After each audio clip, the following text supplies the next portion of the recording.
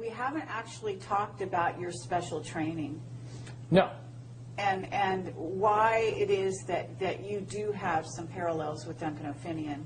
And so having talked about the sort of Defense Authorization Act, at least on a very surface way, and explained that that is your motivation, can we actually go down that road to where we talk about where you've been and some of the information you have? Because your, I don't know if it's your clearance level that gave you that, the additional information about black projects and about certain aspects of, well, to name Area 51 specifically, possibly other places that you haven't told me about yet. Do you want to go, start down that road slightly? Sure. The level of secrecy and secret facilities and the capabilities of our nationally kept secrets would shatter most people's imagination of what is possible. Area 51, Los Alamos, Dulce, 100 other top secret bases where information is kept or hidden from the public in general, it would be very hard to accept that all of this information that is currently held secret and classified is actually real. And you know this because why? Because I've experienced things in the military that I've then told people about, and by and large, people that have never held a top secret clearance would call me either, at the mildest, a liar, the greatest accusation, crazy. Certainly my experience at Area 51 and PSY training and what I learned there and the abilities that evolved from that training session that we all seem to pick up on rather easily were most easily described to the layman as Jedi skills. It's very easy, if you know what I know, to see the correlation between what happens in the movie in the Jedi training and what happens in Area 51 and PSY training. Certainly, we in the Nines all possessed a certain level of intuition and ability that would seem advanced to anyone who watched us use it. Can you elaborate on what you may have come across? Because if you're using these abilities, you're in Area 51, at what level did you go down to, or whatever? Are you aware of off-world craft? And I mean, you know what's out there I'm not sure how much you know about Camelot, but I assume that you know the general amount of information on the internet. What can you substantiate having personal sort of knowledge of?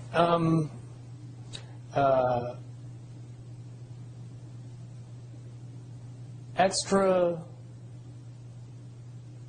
beyond human abilities for every human,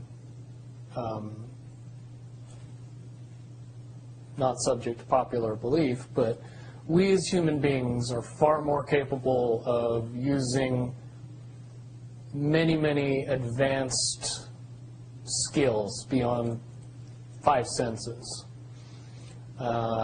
With a little bit of training and the knowledge that it was actually possible, most people could accurately predict the possibilities of the future, to know when other people were thinking about them, pick up on what is easy to describe as reading people, where you don't really need to use your 5 senses to be able to know what somebody else is thinking or feeling. A lot of that has to do simply with the belief that and the understanding that it's possible. That opens up a lot of doors. Finian talks about having been enhanced physically. Do you feel that you were enhanced physically? No. When I hear Duncan's story, the things that he experienced are very similar to what I experienced, based on the fact that you were never told that the actual belief in what you were doing was giving you the ability. You were giving something, a caveat, a carrot, an enhancement. They could jam a small piece of metal in your arm, and that's enough to get you believing that you have these abilities, and they turn on. But one really doesn't have anything to do with the other, per se. I have had a device implanted in me, and I later was of the understanding that that device did not do what I was told it was doing. It was not to provide enhancement, it was to provide monitoring. Mm-hmm. And but you're basically saying that it's the mental abilities that you, it's like placebo in a sense, as long as you believe it, it's the placebo then effect, gives yes. gives you that ability to do superhuman type things. Right. And that's very important because if you teach people these things, you want to be able to turn those things off if you want to. You want to take those abilities away from people if you don't want them to have them anymore. So if you tell them the true nature of the abilities, then you can't take belief away anymore. You have to pull the piece of metal out of the arm that says you don't have the enhancement anymore. Well, it's the Tin Man. Yes. And, being told that he doesn't have a heart, he needs to have a heart installed, when in fact he had a heart all along. Exactly. Or maybe that's the lion. I forget who. But several. Lion was courage. But yeah. Yeah, several of the beings in that story. Okay, well that's very valuable. So you basically were given that kind of thing, and I would say that. And let me interject. The 6 months where I was undergoing all the psychological treatment, I did go through a period of time where I believed all of my abilities to be gone or taken away. In 2008, with some help, I was able to transcend the barrier that kept me from using those talents. And now I've been able to refine and enhance those abilities far beyond the levels that I had in the military, which comes in handy when cops chase your cell phone GPS. Okay, absolutely. All right, so, but to get back to Area 51, and I understand that at this point you would be violating a security oath to talk about it, right? Let me put it in terms that it's easier for me to say and not have to go into the details of how I know, but just that I know. I'll present it to everybody very simply. What could be so important at Area 51 that would require the level of secrecy that is in existence around that facility? Well, certainly if I said that we kept the U.S. space fleet there, and that space fleet was what we would understand to be UFOs, even though the technology is easy to describe and easy to talk about and easy to educate people on, you need a lot of background in the evolution of the science that makes those things possible to be able to accept that the U.S.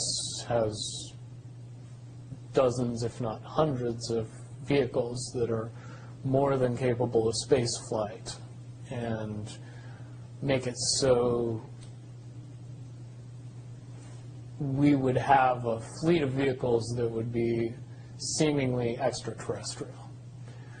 And the reason that that has to be kept that way is because if you know that those vehicles exist, you start to question the technology that they're based on.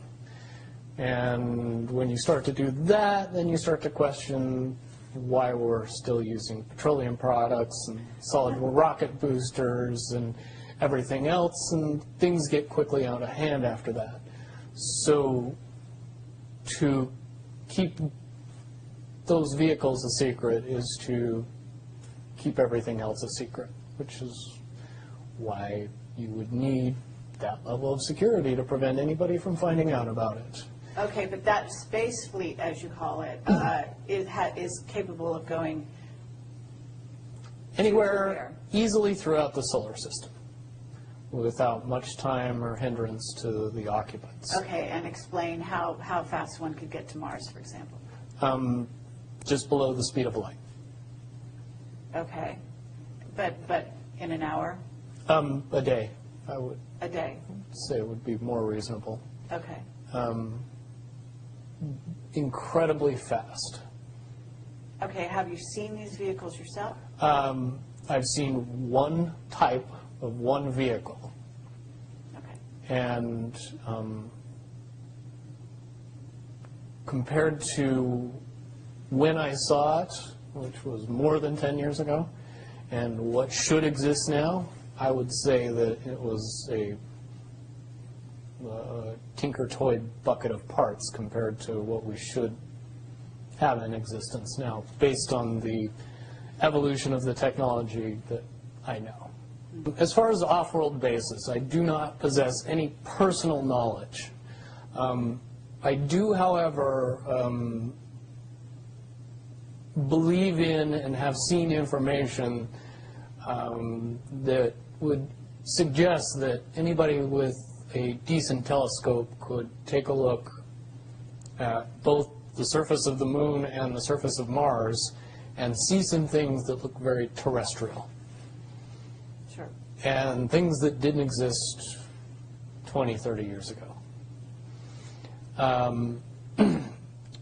One of the caveats that I do have some personal information that I did get personally involved in was some information that had to do with the Stargates and Looking Glass, and more specifically the 2012 problem with those projects.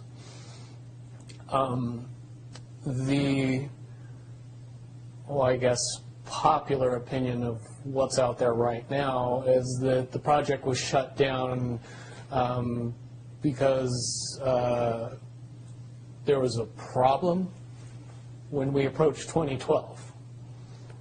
I've heard it described a number of ways, but to my knowledge, the problem is that the timelines converge on that point in time. And when you know enough about the Stargate projects and the Looking Glass project to know that how string theory works and how the possibility of possibilities works and how making one choice over here doesn't necessarily mean that the other choice couldn't exist at the same time. But once you get your brain wrapped around this subject, you find out that at the end of 2012, in an easy way to put it, the choices that we make become less and less consequential to the future. And eventually we're pushed into this bottleneck of time, no matter which choice we make. And that's important to the people that had access to Looking Glass because they would use Looking Glass knowing the choices that they would make and the future would pop up. The big mistake was coming up with the possibility of future.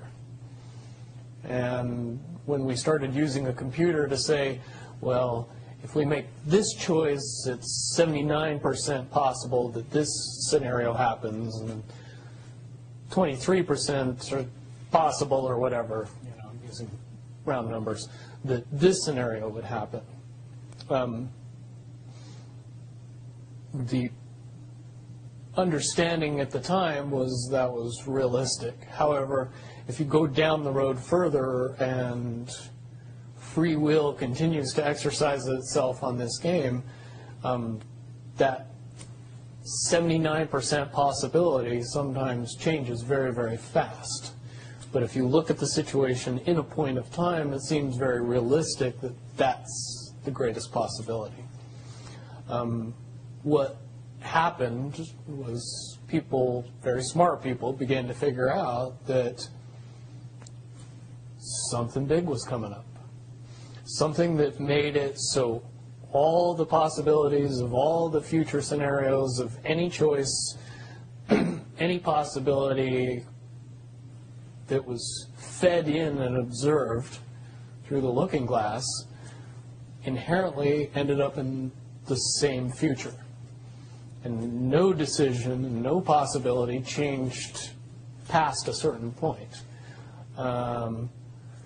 That's the big secret. Okay, so is that certainly 2012 in your understanding? It well coincides with December 21st, 2012. So at that point, all possibilities lead to the same Timelines. Rubicon. All possible timelines lead to the same basic set of history in the future. And what is that history to you? Did you know that, or did you find that out? That is the big question. That is the big secret. That is what sends everybody that has all of the information, that knows everything, into a blind panic. The people that know everything about Looking Glass, that have gotten all the reports and all the information, the elites of the world, probably figured out that that was the end of the game. And nothing could be manipulated beyond that point. So do you think that's held true? In other words, well, I have about 60 questions, but do you think that's true or holding true, that nothing can be manipulated, that they haven't found a way to manipulate, that that's still the case? I mean, this is knowledge that you would have gained back when? Back when I was in the military, it would have been before '97 when I got in trouble.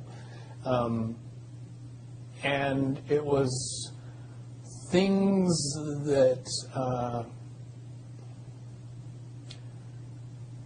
one of my particular areas that I was amazingly intuitive about is problem solving / mission planning, or more specifically, taking a bad mission and fixing it, getting everybody through and out of it. Troubleshooting an optimum future. Exactly. Certainly knowing how string theory and possible futures works makes it so you can work your mind very quickly to see the reality of what's happening and decide what decisions need to be made to change it for a particular outcome. Okay, but at a certain point you said that even the powers that be, so to speak, realized that having even abilities such as yourself, you're talking about, which they, in theory, had even using a computer or looking glass. Right, they had to use a computer to do it. Right, so in essence, but at a certain point, it's still an end game. It's still, they cannot go beyond a certain point. At a certain point, after they're done hearing the computer tell them, this is what's going to happen, over and over and over and over again, all they become focused on is, how do we fix it? Why? What is this that's going to happen? The Do you know that? inevitable contraction of the timelines. But what does that mean for this reality? Do you know that? I don't know that. What I do know is that I was called in and asked to solve this problem, this timeline contraction problem. And I eventually did my due diligence and did all the investigating, and basically only had one piece of information, and that was reinforcement. The computer's right. The timelines will contract down to some inevitable thing that you guys won't tell me about, so I can't help you.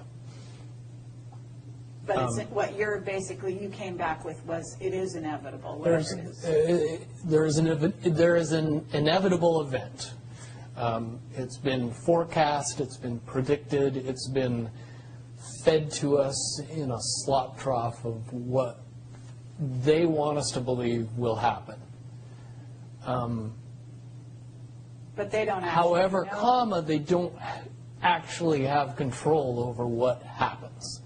They only have control over the reaction, and it seems that no matter what they try to do to cause their desired reaction, it's going to have an opposite effect. Interesting. Now, it's much, much easier for me to explain today what that process is as opposed to back then. But if I had to give it a name, I would say it's the awakening process. It's an evolution of consciousness that cannot, will not, and no matter what decisions or possibilities are injected into the equation, eventually it all resolves down to us all learning the truth and becoming aware of this massive dam of lies that has been built that keep us from knowing massive volume of information that we should otherwise possess. Okay. Well, that's very, very monumental to be told that from a person in your perspective, who's had your background and your exposure. Is it your understanding that the notion that Looking Glass has been, that there are various looking glasses around the globe supposedly, that according to Dan Burish were shut down. Is it your understanding they're actually not shut down? I believe that they're shut down because they are all saying the same thing, and So it's like they're completely useless at this point. Is what you're saying. Right. It's like the Wicked Witch, looking into the, magic mirror and always getting the same answer. Well, if you were always getting the exact opposite of the answer that you wanted, you'd stop talking to the mirror. And that's essentially what happened with Looking Glass, is no longer, not only did they not want people to use it anymore because they knew it was just going to burp out the same thing, but at the same time, they didn't want anybody else to know what it was saying. I'm sure. Because they would lose control. Because that information was of a monumental concern when I was in the military about how to prevent this inevitability. Now, at first, I thought it was end of the world. Now I see end of the world as end of their world. Well said. Okay. But are you aware, do you know the difference between Looking Glass and the Yellow Cube? Yes. Okay. And are you aware of what happened to the Yellow Cube and how it was used and so on? I believe that the Yellow Cube still exists. I can't say for certain if it's on this planet, but I would say that it's definitely protected from use at this point. Okay, well, that coincides with the testimony we got. Can you also verify that leaders of... But let me say one thing about the Yellow Book and its differences with Looking Glass. The Yellow Cube, or the Yellow Book, would give you your possible future. Yes. So it took basically the choices that you would inherently make along a timeline and tell you what that timeline would be, given that you made all the choices that your brain would make. Well, this is exactly what I was just going to ask you. What we were told is that leaders of governments and so on, people in high places, politically, would use this to try to see their most optimum future and then follow those. So they were using it to enhance their wealth, et cetera, Yeah. in a very egotistical way. And that was part of the problem with it. And that supposedly one of the specific things we were told had to do with Hillary. Are you aware of any of that? You mean the 2012 prediction for her? Well, will you tell me what you know? I don't have any firsthand knowledge of this. This is all back alley information. But one of the last predictions that was put out by the Yellow Cube was that, for all intents and purposes, and this is just my level of understanding, is that Hillary Clinton would be president in 2012. And when the Yellow Cube is involved, it leads me to question what I know about looking glass and string theory along with that. The first question that anybody that knew anything about the process would know is who was using the cube Right. when it made that prediction. If I knew that, then I could tell you why it would predict what it predicted. Wasn't there also an issue with, I'm not sure, but in using the Yellow Cube, Yellow Book, however you want to term it, that they actually had to use it through an intuitive who had a high vibration, had to be in the vicinity to, in a sense, be the go-between between the person who wanted to use the cube Right. and the cube itself, because normally they didn't have the vibration necessary. Correct. And that is a process that would prevent anomalies from popping out in predictions. But it wouldn't completely. No, and I'll tell you why.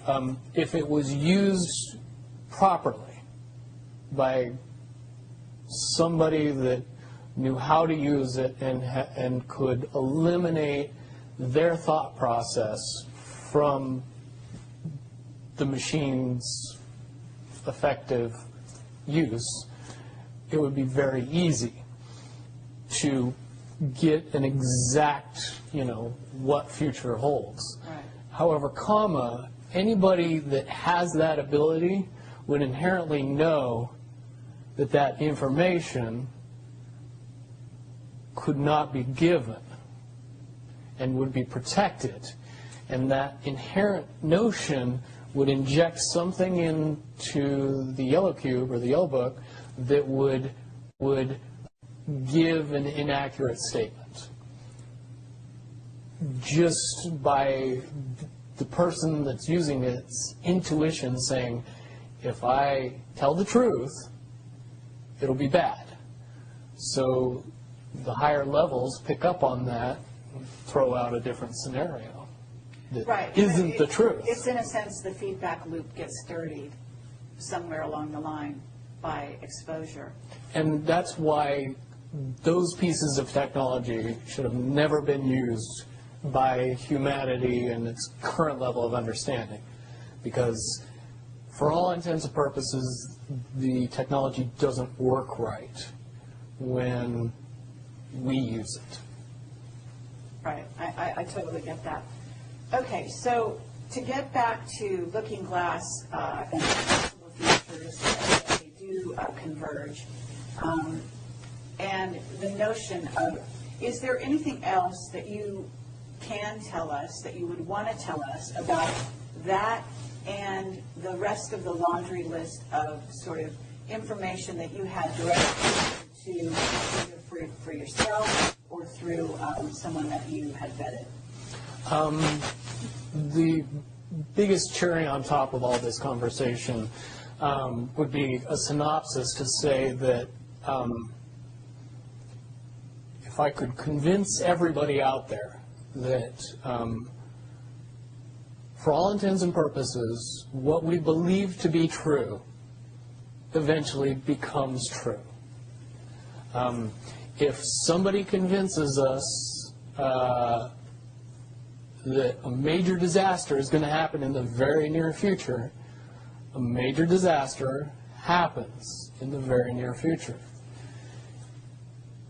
If we don't buy into that fear and accept that there is really nothing that we know is going to happen, and accept of whatever happens, that makes the convergence of the timelines happen as naturally as possible. Any attempts to try to go away from this one inevitable conclusion, I again see as a new beginning, an end of this reality, the beginning of something that we can't even possibly understand based on the level of our beliefs currently. But when all that information comes flooding out, there's going to be no denying what's true and what's a lie or what's illusion. We won't have the choice to believe that 9/11 happened because of a bunch of terrorists, because we'll know exactly what's happened. Basically, what we're experiencing right now is two master chess players sitting at the board. And one of them looks down at the board and sees that he's in checkmate in 7 moves. And he looks across at his opponent, and he knows that his opponent sees it too. So there's no getting out of it. So at this point, the loser can only prolong the game. The game, both players know the game is over. It's only a matter of time before he does this, and then you're forced to do this, and then he's forced to do this, and eventually checkmate. We, as a race, if we could understand that the game is over, that based on the rules of the game, the bad guys have already lost, the good guys have already won. Yes, there's moves left on the table, but those moves are being forced by the player that is going to win. The only way that checkmate can't happen is if the player that's winning makes a mistake. But from all of the information that I've gathered, all of the information that's been given, all of the information that's been vetted to me, it seems pretty obvious that the good guy player on the side of the chessboard knows exactly what has to be done to win the game. And so at this point, any mistake would be all but impossible. But again, you really have to understand the game to know that the guy that's losing is lost. And I'm sure most people sitting watching a chess match between two advanced chess players know the game's over long after the two players know it's over, because they can't see the board and see that there's only 7 moves left. Okay, but when we come to this convergence, and again, you've seen, or the looking glass has seen, up to that point. Now, let me say why I believe that it comes down to one inevitability, is because I was entrusted in getting it down to 2 possibilities. And I've heard both of those possibilities talked about in massive proportions, the good and the bad. Okay, do you want to talk, so can you, in one sentence, say what the good was and the bad was, or are you able to do that? To most easily put it to people, I suppose. one scenario is what most people would understand to be ascension, or an evolution of consciousness that brings us out of the cocoon and turns us into a butterfly. Timeline 2 is some kind of major global catastrophe that drives most of us underground and leaves a few of us on top to fend for ourselves. Very well put. Okay. So I would imagine, and you can... But I would also like to point it out that they call Timeline 2 Timeline 2. It seemed very odd to me that even back then it was identified as not 1. And that Okay. one is the... didn't get talked about. Okay, one is the one that involves what in essence would be ascension, or moving into, from the cocoon to the butterfly. Okay. But I believe, based on what you're telling me, that they would have used a lot of people like you that had a proclivity for being able to see the future, to be what is a sort of an advanced psychic remote viewer, or whatever you want to call that, and looking glass, to posit these potential futures, to go up to that point and to view it, and that you're just one of many. Wouldn't you agree? I would agree. And back in 1991, when I began my little adventure in the military, I would say that it was pretty obvious that there wasn't very many of us. However, you go 20 years into the future, and you find out that it's coming to the point where there's a lot of people that have that ability, that are inherently realizing that ability, and are able, through some unknown extraordinary means, to develop that ability inside themselves without any outside help or assistance. And it's quite obvious that as far as advanced intellectual abilities, as far as simple intelligence levels, and cognitive skills of the human race has increased exponentially in the past 20 years. And people that were 10 years old in 1991 are now 30 years old and fully awake and conscious of this burning inside that says, I am a lot more than what I see in the mirror. Absolutely. Okay. I do have a question in regard to what the military-industrial complex has been working on. Because with the knowledge that you say they have, assuming that they have this level of knowledge that you're talking about, right? In other words, of the timelines converging and the fact that there was going to be something. And I don't know if you saw the movie or the TV show Fast Forward. I mean, but there's been so many possible, scenarios in that regard.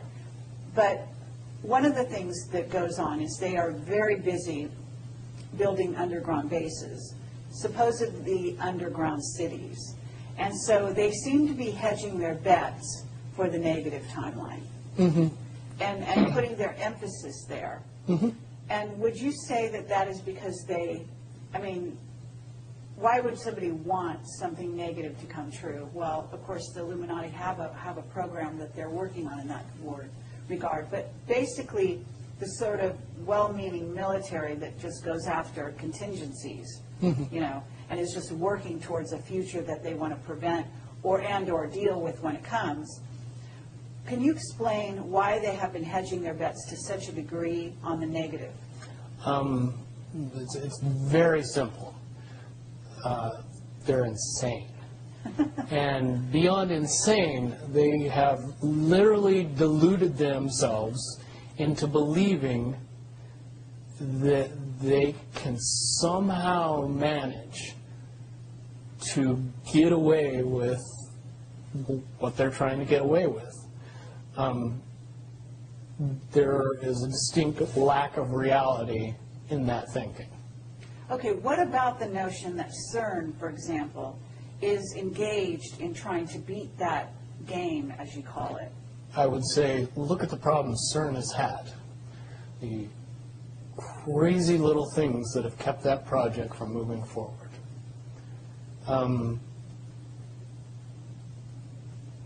Certainly, they have never even come close to getting that project to the level that they want it to be to do what they really want to do with it. Okay, well, what about the notion that, that's the party line, that they haven't been able to do so?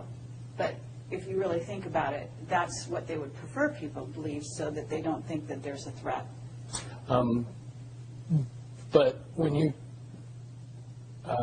listen to the interviews of the scientists that are working on the project, even they say that it seems like somebody or something from the future won't let them get that project done. And the craziest little things have caused massive damage to that project. And when you get the foremost thinker in string theory saying, yeah, I don't think we're going to do it because I don't think fate wants us to do it, that says something about a scientist. Okay, so, well, thank you very much. I think that at this point we're going to have to close this down unless there's any other things that you think that we haven't covered or that we could possibly touch on that you want out there. No, I don't think we'd get any further tonight. Certainly, from what I know, the questions will come out, and be more than happy to do a live feed after that and answer any questions that anybody comes up with from this interview. Wonderful. All right. Well, thank you very much, Bill Wood, for your service to humanity. Well, hopefully I can get everybody else working towards that goal as well. Absolutely. Well, apparently, regardless of which way they work, the convergence will happen. Yeah, there's a certain element of pain that we can reduce by just not accepting that we don't have choices in the matter. And sitting back and waiting for the aliens to fix everything isn't going to help. Absolutely. If we are inevitably coming to a rising consciousness, we should start trying to elevate our consciousness as fast as humanly possible and make that transition a lot easier when it comes.